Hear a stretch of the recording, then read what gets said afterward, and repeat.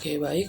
Perkenalkan, nama saya Alexandro Jemiliano Magikongen dari kelompok 6 mata kuliah Etika dan Hukum Bisnis. Di sini saya akan menjelaskan materi tentang etika dan budaya organisasi. Baik, langsung saja saya akan menjelaskan tentang budaya organisasi. Budaya organisasi adalah sekumpulan asumsi, keyakinan, dan nilai yang dikembangkan dalam tubuh organisasi tertentu untuk mengatasi berbagai perubahan yang terjadi dalam lingkungan internal dan eksternal organisasi. Menurut Sein, seorang pakar antropologi, budaya kelompok mencakup keyakinan-keyakinan, nilai yang dianut, percakapan, serta tampilan luar dari orang-orang dalam kelompok tersebut. Ia mengatur tata kehidupan mereka dan diwariskan dari satu generasi ke generasi berikutnya. Nilai juga berfungsi sebagai pemersatu tindakan dalam organisasi dengan menyediakan terminologi dan konsep yang sama untuk dipergunakan dalam komunikasi internal. Nilai menciptakan konsensus bersama tentang hal-hal yang boleh dan tidak boleh dilakukan anggota, termasuk batasan-batasan hak dan kewajiban para anggota organisasi. Untuk mewujudkan nilai-nilai ini, Rockage pada tahun 1973 membagi nilai-nilai tersebut ke dalam yang pertama nilai utama, yaitu nilai-nilai yang bersentuhan dengan tujuan utama hidup seseorang, misalnya hidup bahagia, damai, dan sebagainya. Serta nilai instrumental adalah sebagai perilaku yang diharapkan mampu membawa seseorang mencapai tujuan hidupnya, termasuk ambisius, berwawasan terbuka, teratur, rapi, dan sebagainya.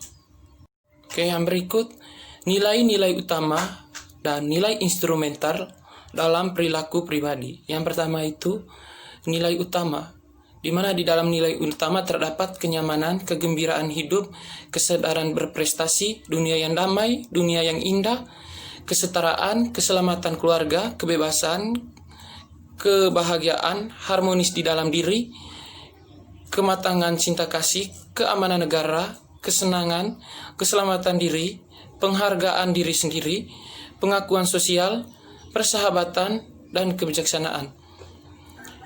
Terus nilai-nilai instrumental yang ada di dalamnya itu yang pertama ambisius, berwawasan luas, berkemampuan, penuh kegembiraan, bersih, berani, pemaaf, mudah menolong, jujur, imajinatif, independen, intelektual, logis, pecinta, patuh, sopan, bertanggung jawab, dan terkendali.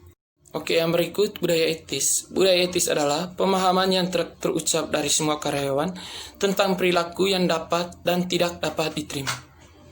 Yang menentukan derajat keetisan atau budaya etis dari suatu keputusan atau tindakan bisnis adalah orang yang mengendalikan bisnis, bukan bisnis itu sendiri. Oke, saya akan menjelaskan tabel yang berkaitan dengan budaya etis. Yang pertama di sini ada tentang kriteria etis. Yang pertama, egoism atau pendekatan yang berpusat kepada diri sendiri. Yang berfokus pada yang pertama di sini individu atau kepentingan diri atau self-interest. Kemudian fokus kedua ditujukan pada perusahaan, kepentingan perusahaan atau company interest. Yang ketiga berfokus pada masyarakat. Yang di sini efisiensi ekonomi. Kemudian ada benevolence, yaitu pendekatan yang berfokus kepada kepentingan orang lain. Di bagian individunya di sini kepentingan bersama atau persahabatan atau prinsip. Untuk perusahaannya di sini ada kepentingan tim atau team interest. Di masyarakatnya ada tanggung jawab sosial atau social responsibility. Terus di yang berikut ada principles, di mana pendekatan yang berpusat kepada integritas. Di bagian individunya di sini berkaitan dengan moralitas pribadi atau personal morality, dan di bagian perusahaannya berfokus pada tentang prosedur dan peraturan perusahaan, serta pada bagian masyarakatnya ini berfokus pada kode etik dan hukum. Oke, yang berikut budaya organisasi berkinerja tinggi. Dengan menjalankan praktik bisnis yang etis, suatu entitas atau organisasi diharapkan mampu menjadikan dirinya sebagai organisasi berkinerja tinggi atau High Performance Organization yang memiliki beberapa karakteristik berikut menurut Kotter dan Hesketh pada 1992. Yang pertama itu memiliki budaya korporasi yang kuat atau strong corporate culture. Yang kedua, budaya korporasi adaptif dengan tempat mereka beroperasi. Dan yang ketiga, budaya korporasi membantu perusahaan memandang jauh ke depan karena adanya perubahan lingkungan dan bergerak maju seiring dengan perubahan tersebut. Sekian dan terima kasih. Saya Monica Hanum Veranda akan mempresentasikan makalah dengan materi kepemimpinan yang beretika. Menjadikan budaya suatu perusahaan menjadi budaya yang etis itu tidaklah mudah. Hal ini merupakan proses yang sangat sulit dan memerlukan waktu yang cukup lama. Selain itu, tidak ada jaminan bahwa proses yang lama ini mampu mengubah budaya lama menjadi budaya baru yang lebih adaptif terhadap lingkungan bisnis. Inisiatif perubahan harus berasal dari pucuk pimpinan dengan para manajer madya sebagai pendukung utamanya. Adanya dukungan seperti ini akan menjadikan pimpinan organisasi mampu memperluas pengaruh kepemimpinannya ke dalam kelompok-kelompok yang lebih kecil, divisi, atau departemen untuk menegaskan perilaku positif yang diperlukan dalam perusahaan berkinerja tinggi. Perubahan budaya selanjutnya dapat dilaksanakan melalui konsensus bersama yang diikrarkan dan dilaksanakan oleh seluruh bagian dalam perusahaan. Untuk memahami kepemimpinan yang beretika, pada tabel berikut disajikan falsafah kepemimpinan Konosuke Matsushita, pendiri Matsushita Inc., produsen keterkemuka alat elektronik dan teknologi canggih kelas dunia. Falsafah yang pertama, pemimpin harus teladan bagi bawahannya. Penjelasan Matsushita, betapapun luasnya pengetahuan seorang manajer, betapapun pintarnya, dia tidak akan bisa menjadi pimpinan yang lebih baik kalau dia kelihatan ragu-ragu tentang pekerjaannya.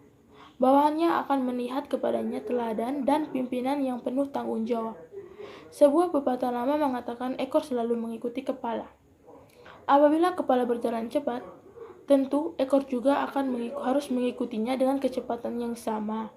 Kalau sang kepala mandek, ekornya akan tertinggal.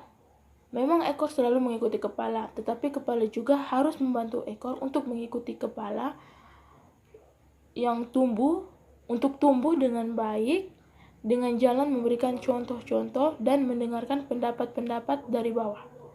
Yang kedua, ciptakan komunikasi dua arah.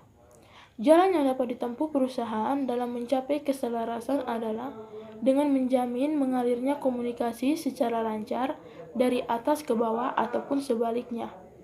Apabila pemikiran direktur utama tidak diteruskan kepada karyawan, perusahaan tidak dapat bekerja secara lancar atau secara tepat guna.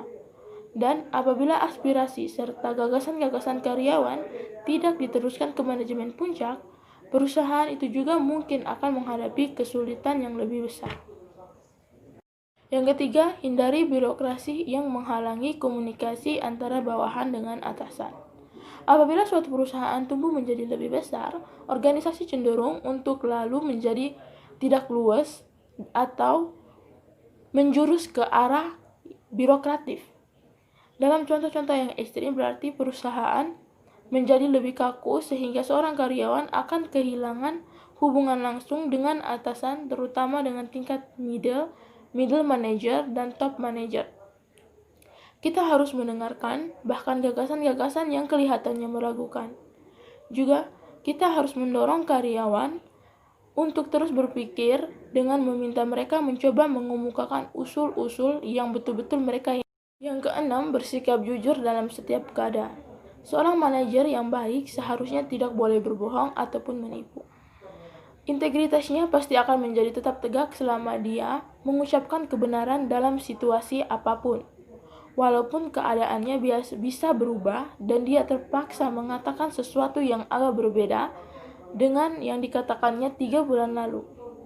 Kebenaran itu mempunyai kekuatan dalam diri dan kebenaran selalu dapat mendorong seseorang untuk berbuat sesuatu. Sikap berpura-pura atau kata-kata yang hanya sekedar untuk menghibur bisa kurang baik atau bahkan kadang-kadang lebih buruk lagi, bisa merusak suasana. Seorang manajer yang efektif tidak perlu mempunyai gagasan yang luas sekali dan tidak begitu penting apakah dia mempunyai keterampilan teknik yang tinggi. Tetapi ada satu hal yang harus dipenuhi atau yang dipunyai, yaitu dia harus menghormati keberanian dan komitmennya kepada manajemen yang didasarkan kebenaran. Seseorang bisa sukses karena pengetahuan ataupun keterampilan tekniknya. Namun, apabila keberhasilan hanya didasarkan pada unsur itu saja, tidak akan pernah bisa berhasil baik sebagai seorang usahawan. Karirnya sebagai seorang manajer akan mandek jauh sebelum dia mencapai atau mendekati posisi puncak. Yang ketujuh, tanamkan pada karyawan tentang visi dan misi perusahaan.